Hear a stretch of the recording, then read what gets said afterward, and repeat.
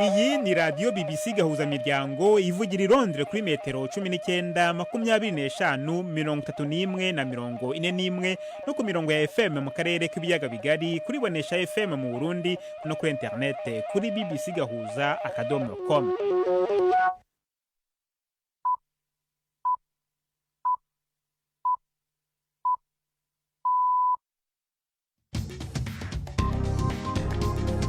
Ubu ni saa 10 n'igice ku isaha mpuzamahanga ya GMT, ni saa 12 n'igice ku isaha yo mu Rwanda no mu Burundi. Muri studio muri kumwe na Jacques Niyitegeka. Izi ni ingingo z'ingenzi zigize aya makuru. Ingabo z'umuryango w'iterambere ry'ibihugu byo mu karere ka Afrika y'Amajyepfo SADC zaragiye gutera inkunga ingabo za leta ya Kongo mu burasirazuba bw'icyo gihugu zatangiye gusubira mu bihugu by'izikomokamo zinyuze ku butaka bw'u Rwanda. Mu nkambi y'impunzi z'abarundi Inyarugusu muri Tanzania kuva ku munsi w'ejo hararangwa icyuka kibi nyuma y'imvururu zahavutse akanavugamo n'amasasu. Twashatse no kumenya ukuri ku nkuru zimaze iminsi zihanahanwa ku mbuga nkoranyambaga zivuga ko abarundi baba muri Kenya umutekano wabo waba ubangamiwe. Tubafitiye n'ikiganiro cy'abagore muri mwese, ikaze muri amakuru yo kuri wa gatatu turi ku itariki ya 30 z'ukwezi kwa kane.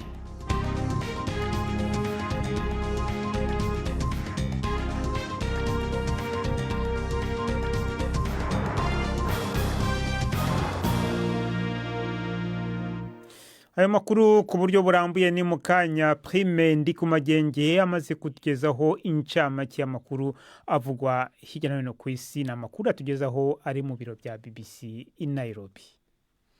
Ubutunzi bwa leta zunze ubumwe za Amerika bwaradindiye mu mezi atatu ya mbere y'ubutegetsi bwa Perezida Donald Trump, inyuma y'ivya kane by'umwaka byinshi buguma bwiyongera mu gihe c'uwo yasubiriye.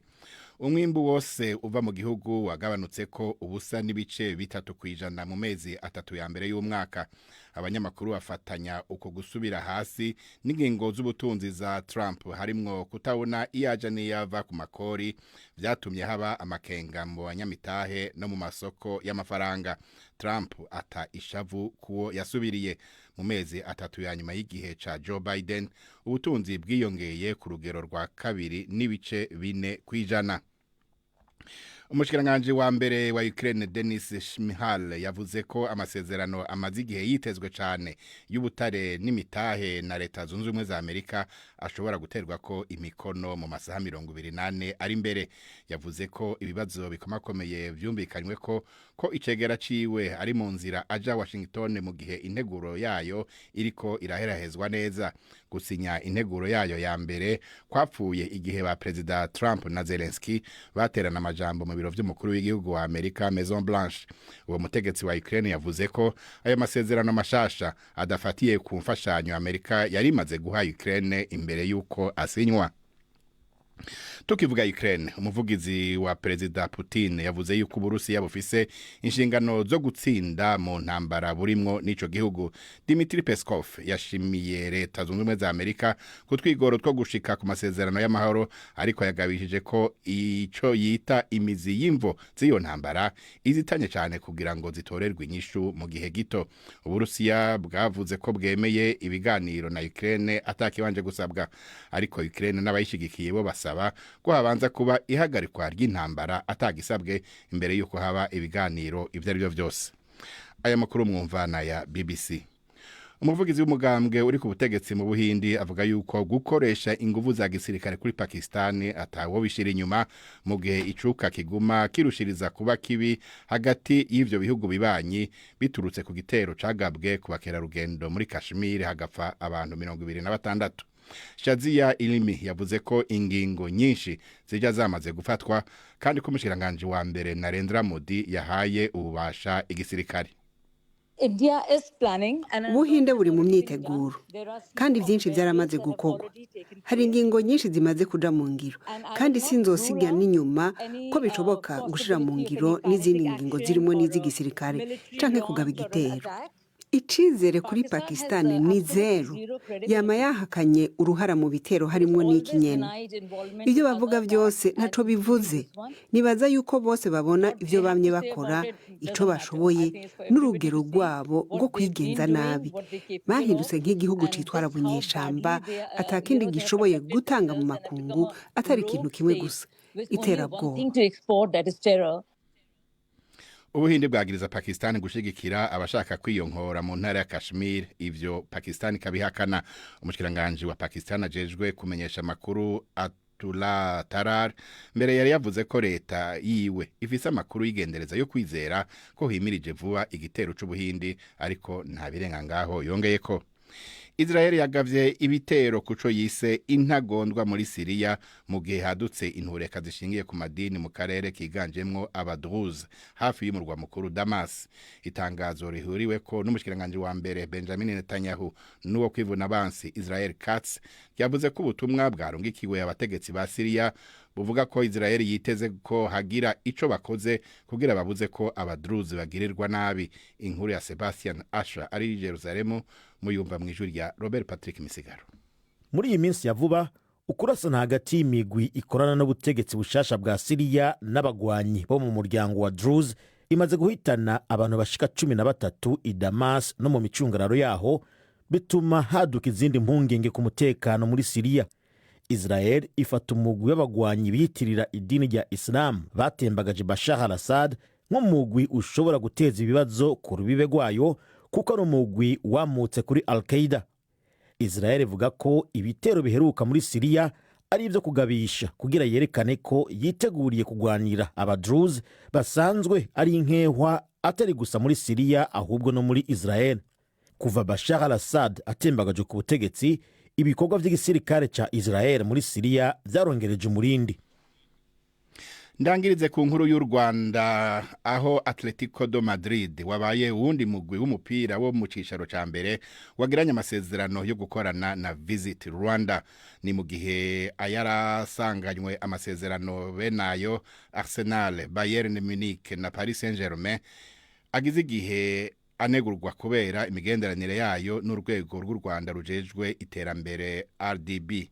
Uko gukorana kwatanguye gutumwa urutoke kuva intureka yongerekanye mu buseruko bwa Republika ya Demokarasi ya Kongo.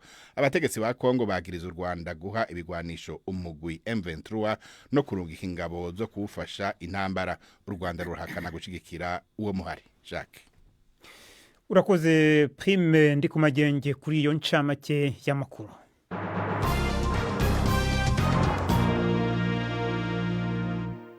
Amakuru ku buryo burambuye reka tuyahera mu karere k'ibiyaga bigari. Ingabo z'umuryango w'iterambere ry'ibihugu byo mu karere ka Afrika y'Amajyepfo SADC zaragiye gutera inkunga ingabo za leta ya Kongo mu burasirazuba bw'iki gihugu, zatangiye gusubira mu bihugu zikomokamo zinyuze ku butaka bw'u Rwanda. Ku kubitiro ngo hagiye imodoka bipakiye intwaro ndetse n'intoya zari zitwaye abasirikare bake babiherekeje. Izi ngabo ngo zigomba gusohoka mu Rwanda zinyuze ku mupaka wa Rusumo zerekeza muri Tanzania, aho zizahagurukira zerekeza mu bihugu byazo. Umubare w'abasirikare bagomba kuva ku butaka bwa Kongo urasa n'ukiri ibanga kugeza ubu, ndetse n'abanyamakuru ntibemerewe kwisanzura ngo bamenye neza iby'izi ngabo. Ni inkuru ya Jean Claude Mwambutsa i Kigali. Inkuru zirekejwe n'amashusho benshi bigaragara ko yafatiwe kure zigaragaza umurongo w'amakamyo arimo atwikirije amahema, bikekwa ko ari nayo yaratwaye intwaro. Yararinzwe cyane n'igisirikare cy'u Rwanda ndetse n'igipolisi cyabuzaga abantu gufata amafoto, yewe n'abanyamakuru ntibemere kuhegera. Andi makamyo yarapakiye bya byumba binini bikoze mu byuma bizwi nka containers. Hari ibyariho amadirishya n'inzugi bishoboka ko byakoreshwaga nk'ibiro. Hagaragaye kandi n'imodoka zihetse amato aringaniye, bigaragara ko arayo izi ngabo zifashishaga mu kiyaga cya Kivu u Rwanda rusangiye na Kongo. Izindi modoka ntoya zo mu bwoko bwa minibus za gisirikare zarimo abasirikare batari benshi, ari nabo bari baherekeje ibi bikoresho. U Rwanda rubinyujije muri Minisitiri w'Ububanyi n'Amahanga Olivier Nduhungirehe rwishimiye itahuka ry'izi ngabo. Ku rubuga rwe rwa X, Nduhungirehe yavuze ko iyi ari intambwe yerekeza ku mahoro, kuko kuba izi ngabo zari mu burasirazuba bwa Kongo byari intambamyi ku nzira y'amahoro. biracyagoye kumenya umubare nyawo w'abasirikare bagomba gutaha, cyakora hakaba hakomeje kuvugwa umubare w'abakabakaba 5,000. Afurika y'Epfo nicyo gihugu cya gifite umubare munini w'abasirikare muri uyu mutwe wabatijwe Sami DRC. Ni ingabo zari zoherejwe muri iki gihugu guhangana n'umutwe wa M23, cyakora zikaba zarahagaritse kurwana ubwo umujyi wa Goma wigarurwaga n'uyu mutwe mu mpera z'ukwezi kwa mbere uyu mwaka. Ni igikorwa kigezweho nyuma y'impaka ndende ku buryo ndetse n'inzira izi ngabo zagombaga gukoresha zitashye kandi nyuma y'aho abakuru b'ibihugu bya SADC bemeranyijwe ko ubutumwa bw'izi ngabo burangiye, ndetse hakaba harabayeho n'inama yahuje abagaba b'ingabo za SADC n'umukuru wa gisirikare w'umutwe wa M23 General Sultan Makenga. Igihe iki gikorwa kigomba kumara nacyo nticyashyirwa agaragara, gusa ikizwi nuko aba basirikare bagomba kuva mu burengerazuba bw'u Rwanda n'umuhanda bagasohokera ku mupaka wa Rusumo uri mu burasirazuba mbere yo kwinjira muri Tanzania.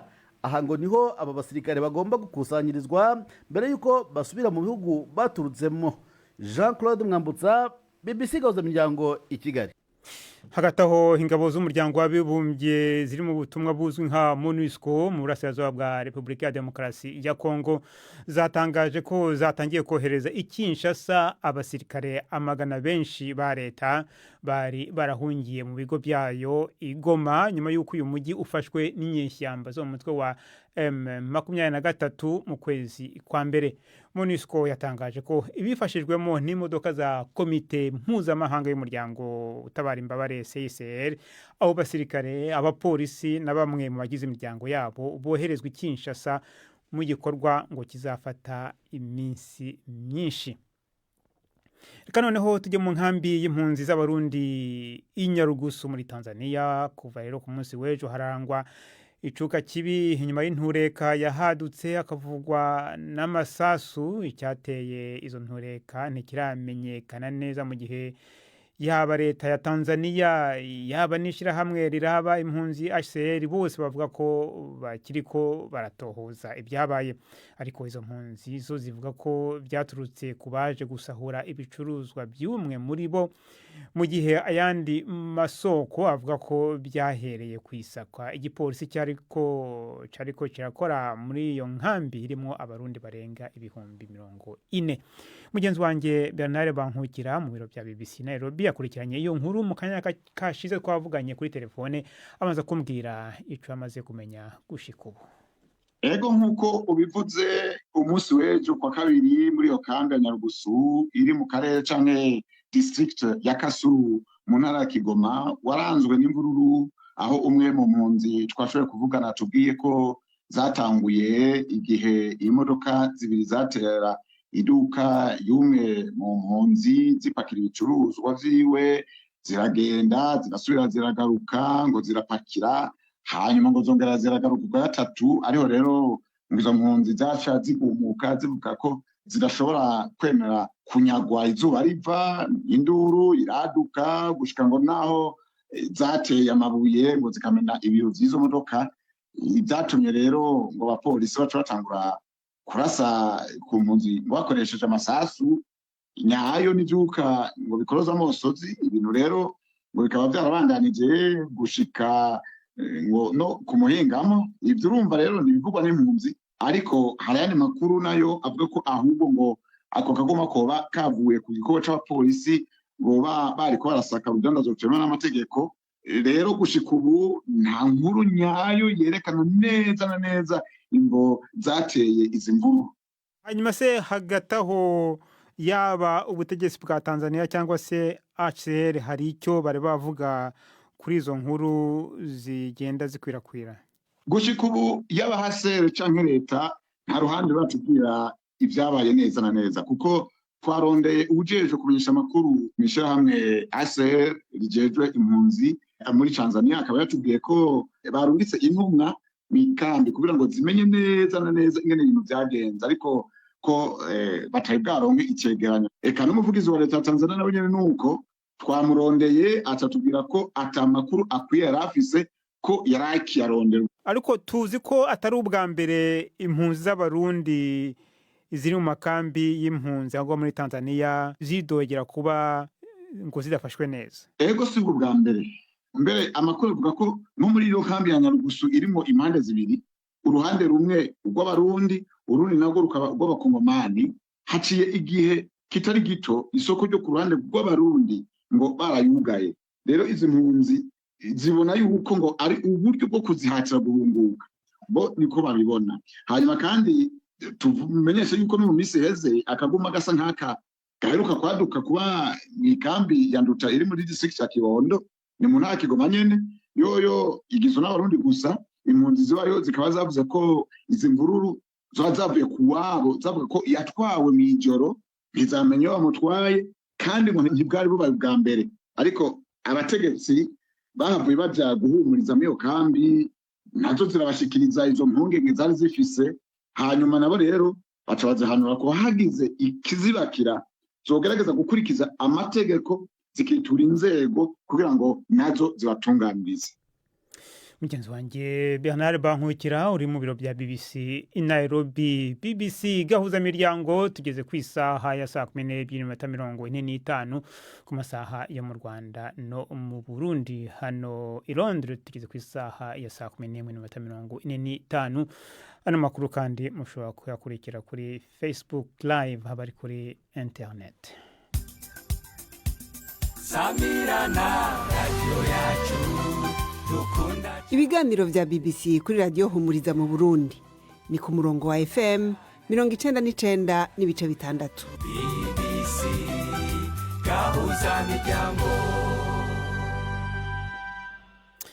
Reka noneho tuje ku nkuru y'abarundi baba muri Kenya. Muri minsi harabonetse amasanamu n'amajwi byahanahanywe ku mbuga hwaniro nka WhatsApp yerekana canke avuga ko abarundi baba muri Kenya bageramiwe mbere ko bariko baricwa. Twashatse kumenya ukuri kwabyo maze tuvugana n'utwara ishirahamwe ry'abarundi baba muri Kenya Ntinanirwa Alexis Sarahe. Icambere yabanje kubeshuza nuko atamurundi yishwe nubwo hari imishamirano yabaye mu karere kamwe k'igisagara ca Nairobi ku wa gatandatu. Yavuganye kuri telefone na mugenzi wacu Preme Ndikumagenge abanza kumubaza ibyabaye naho byabereye. Ahantu bitwa Bahati, abarundi basanzwe babahati harabaye akagorane aho umusuma w'umukenya. Aho Bahati ni hehe atahazi?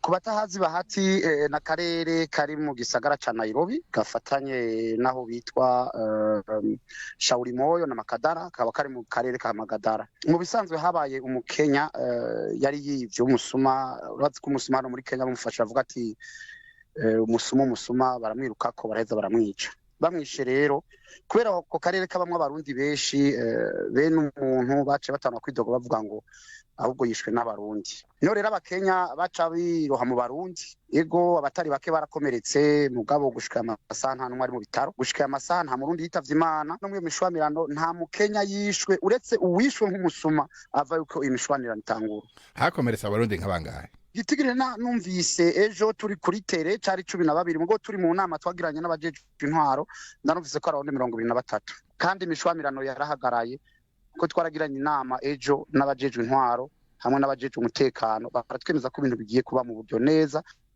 Uretse aho hantu habaye ako kagorane kubisanzwe hano muri no minsi mbona abarundi umenga baguma bagwirirana bo baza kwisumamwe hano muri Kenya. Babanye gute n'abanyakenya nika n'abatari abanyakenya kuko kino gisagara cyane rero kibamwe abantu bava mu mihingo myinshi y'isi? Mu bisanzwe hano muri Kenya abarundi ba hano muri Kenya bararenga 56,000 kandi uravye ingene baza kuba muri iki gihugu la majorité hari igihe usanga atavyangombwa benshi bafise. Mugabo gacuraba n'ubuzi bakora usanga ari byabuzi buto buto, ubuzi bw'udandaza gahawa, ubuzi bw'uvandere, ubuzi no gukora canke ubu ede bwo kumazu. Rero rimwe na rimwe abakenya bamwe baridoga bavuga bati abarundi badutwaye akazi, mugabo ariko umubano w'abarundi n'abakenya hano nukuri muri 80% n'umubano mwiza 80% ku bakenya n'abarundi. 20% nitwa tugorana usanga tuhari. Abarundi rimwe barabidogera yuko ari abantu usanga babana mu nzari beshi, ariko usanga abarundi bamwe urabona ko abaza ari imisore cyane usanga batwara abakenyezi babandi. Mugabo ivyo byose turabigerageza kubahanura. Impanuro tubahereza ya mbere nuko la majorité y'abarundi beshi bava mu Burundi bavayo ari uko bahenzwe na bagenzi babo bababwira bati ingo muri Kenya winjira atavyangombwa bihari. Iyo n'amakosa kuko guruje muri Kenya teza kuba ufise passport canke laissez-passer. Donc la majorité batwitwa ba sans papier. Wahura n'umupolisi ugasanga uri gutanga igiturire. Donc abarundi batumenyeye nk'abantu nyene ndumva batanga igiturire bagomba inzira za hagufi. Ntinanirwa Alexis Sarahe wavuganaga na Preme ndi ku magenge. BBC gahuza miryango ubu noneho n'umwanya w'ikiganiro cy'urubuga rw'imikino uyu munsi mwateguriwe kandi mugezweho na Yves Bucyana. Imikino kuri BBC gahuza miryango. Ndabashuje mwese abateze amatwi BBC amakuru y'imikino ndayahera mu Rwanda ku kibuga cy'amahoro i Remera mu mujyi wa Kigali hari gukinwa imikino ya kibwe cya kabiri y'igikombe cy'amahoro. Umukino hagati ya Police FC na APR FC no umukino wo kwishyura ubanza amakipe yombi yanganyije igitego kimwe kuri kimwe. Undi mukino muri iri joro urahuza ikipe ya Rayon Sport na Mukura Victory Sport. Ayo makipe nayo mu mukino ubanza yari yanganyije igitego kimwe kuri kimwe. Ku mugabane w'Uburayi kivugwa cyane n'imikino ibanza ya kibwe cya kabiri guhatanira igikombe cy'amakipe akomeye kurusha yandi Champions League. Ikipe ya Arsenal yaraye itsindiwe iwayo Emirates na Paris Saint-Germain igitego kimwe ku busa. Ni igitego cyatsinzwe na Ousmane Dembele ku munota wa 4 w'umukino. Byagaragaye muri uyu mukino ko ikibazo gikomeye Arsenal yagize ari ukubura umukinnyi wayo Thomas Partey hagati hayo. Uyu mukinnyi w'imyaka 31 ntiyari yemerewe gukina uyu mukino kubera ikarita y'umuhondo yahawe mu mukino wa kimwe cya kane wabahuje na Real Madrid. Kuri uyu mugoroba Barcelona irahura na Internazionale Milan mu mukino w'ishiraniro ku kibuga cya Nou Camp i Barcelona. Barcelona na Inter Milan zahuye inshuro 16 mu mikino y'ibikombe by'Uburayi. Ikipe ya Barcelona itsindamo imikino 8. Ni inshuro ya kabiri Barcelona na Inter Milan bahuye mu mikino yo gukuranwamo ya Champions League muri kimwe cya kabiri kirangiza mu mwaka w'imikino wa 2009-2010. Inter Milan icyo gihe yatozwaga na Jose Mourinho yakuyemo Barcelona yari ifite icyo gikombe itsinze ibitego 3-2 ku giteranyo cy'imikino yombi. Gusa ikindi wamenya nuko Barcelona itaratsindirwa mu rugo na Inter Milan mu mikino 6 yose yabahuje muri Champions League. Ahandi ku mugabane w'Uburayi myugariro wa Real Madrid Antonio Rudiger yahagaritswe imikino 6 kubera ko yateye ikintu umusifuzi mu mukino wa nyuma Copa del Rey bakina na Barcelona. Umukino Real Madrid yatsinzwe ibitego 3-2. We na mugenzi we Lucas Vazquez bombi beretswe amakarita atukura mu gihe bari banasimbuwe ku mpamvu z'uko bagaragaje umujinya udasanzwe ku ikosa ryakorewe Kylian Mbappe mbere gato y'ifirimbi ya nyuma. Umusifuzi w'umukino yavuze muri raporo ko umukinnyi w'inyuma Rudiger w'imyaka 32 yahawe ikarita itukura ubwo yari yasimbuwe agatera ikintu aho umusifuzi wa 4 ahagarara agace bita aka technique. Umunyamakuru Guillaume Balage wa BBC Sport yatangaje ko Rudiger yateye igipande cya barafu kuri uyu musifuzi. Gusa ishyirahamwe ry'umupira w'amaguru muri Espagne ryatangaje yuko ryahanaguye ikarita itukura yahawe undi mukinnyi wa Real Madrid ni Jude Bellingham ubwo yagaragazaga uburakari bukabije nawe kutemeranywa n'ibyemezo by'umusifuzi ubwo umukino wari urangiye. Aya niyo y'imikino nari nabateguriye uyu munsi gendi Yves Bucyana.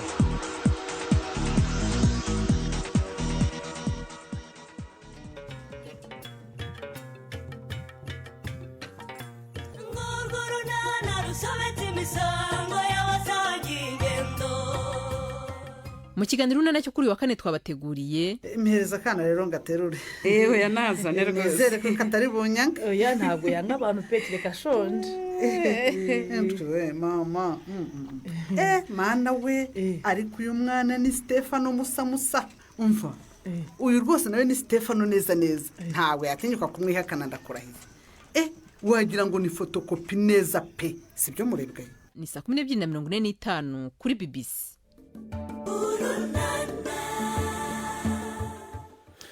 Unoneho n'umwanya w'ikiganiro cy'abagore uyu munsi mwateguriwe na Jean Claude Mwambutsa.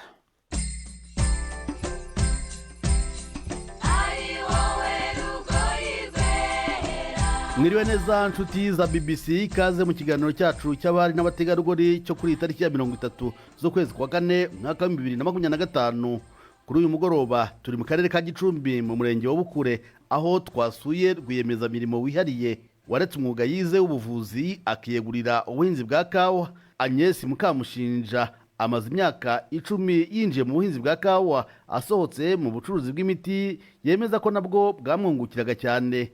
Uyu mubyeyi avuga ko yinjiye mu buhinzi bwa kawa kugira ngo yubahirize umurage w'umubyeyi we. Nabigiyemo kubera ko papa wanjye yakoze mu ikawa kuva kera, yemwe iyi misozi yose n'abahinzi bose b'ikawa niwe wabafashije gutera ikawa no kuzikurikirana, niwe wakoraga ingemwe. Byatumye numva niyumvisemo iki gikorwa cyane, ngenda mbyiga gahoro gahoro, nshaka amasertifika ku ruhande no ku ruhande, mbaza uwo mbashije kubona ufite ubumenyi kuri icyo gikorwa nkamubaza.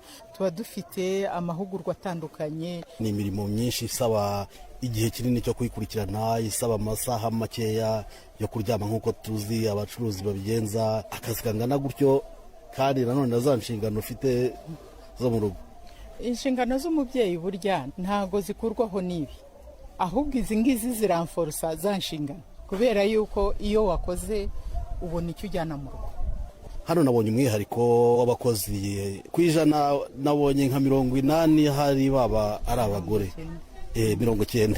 Nibo babishoboye cyangwa nuko nawe uri umutegarugori? Buri umugore arashoboye, nuza kumubwira uti wenda niyikorere umufuka w'100 ntabwo uri bumukorere, ariko 20 ari bubitware kandi abigeze ahajya. Ariko umugore n'ubusanzwe agira umwihariko we wo kumenya gutoranya, gukora umurimo ashaka gukora mu buryo kandi bwiza. Uretse kuba uri umucuruzi ushaka n'inyungu zibukomokaho, mwebwe mubona mwarazanye iki, mufasha iki aka gace mukoreramo? Abaturage bafite aho bagurisha umusaruro wabo.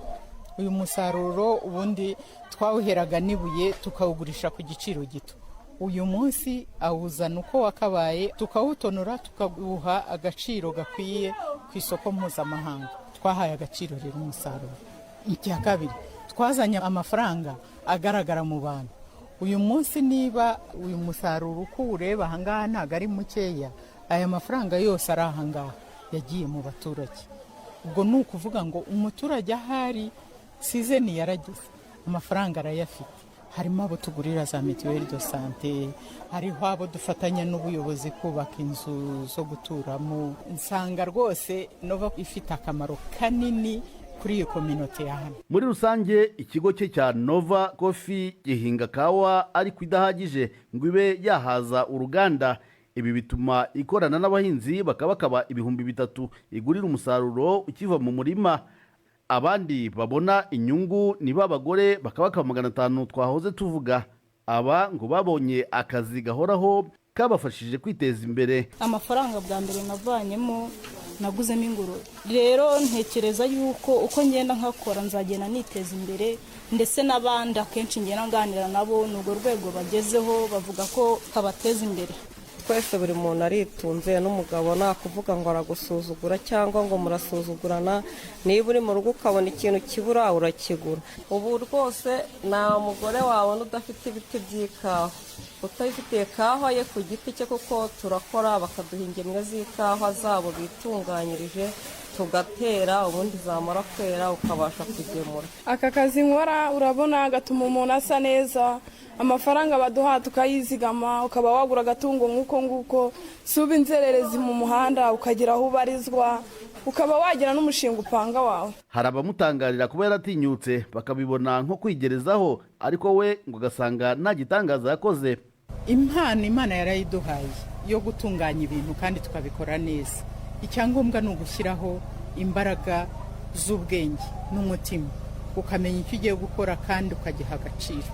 Umunsi ku munsi ntusibe, ntiwirare, nturyame, ntiwiganyire. Birakubwira ngo byuka, haguruka, kora, witinya, baza icyo udashoboye, iga ibyo ukeneye kwiga, kandi naho umuntu yakosa urasobanuza bakagukosora. Turamushimye Madamu Agnes wemeye ko tuganira. turabashimiye namwe inshuti mwaduteze amatwi mu gisho ryiza General Jean Claude Mwambutsa.